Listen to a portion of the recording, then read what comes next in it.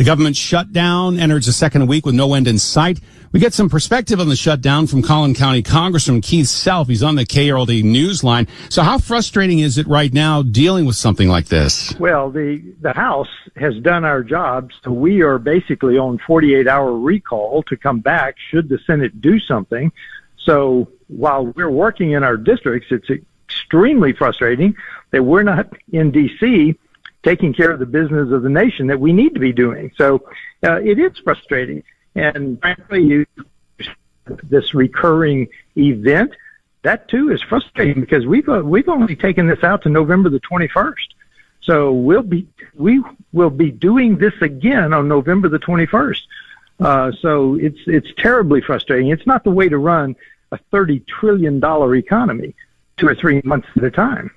Yeah, this is obviously this is not the first time it's happened. We've gone through this several times before, but for our listeners that, want to know what's going on right now, who's talking, who's not talking, can you kind of summarize your perspective of what's happening?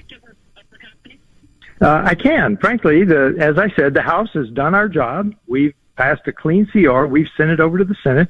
We've passed something that would fund our military troops for sure, and their paycheck is coming up.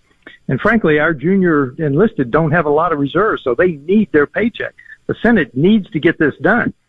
So who's talking? Frankly, there is a battle royale going on social media right now for the hearts and minds of the American people. The American people need to be aware of this, that the Democrats are refusing to fund the government.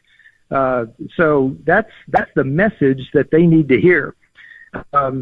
Look, as Republicans, we want to get this done. We want the Democrats to come alongside. It's the filibuster that's doing this, a 60-vote filibuster.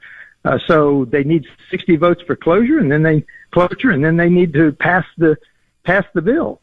And the Democrats are insisting on $1.5 trillion more in spending. That's when our nation is $37 trillion in debt, approaching $38 trillion.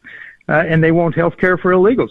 It's on page 57 of their CR. One of the things that we're starting to see the impacts of around here is especially dealing with air traffic controllers and how a lot of them are calling in sick, and so it's causing delays. All of a sudden, this government shutdown is kind of affecting millions and millions of people.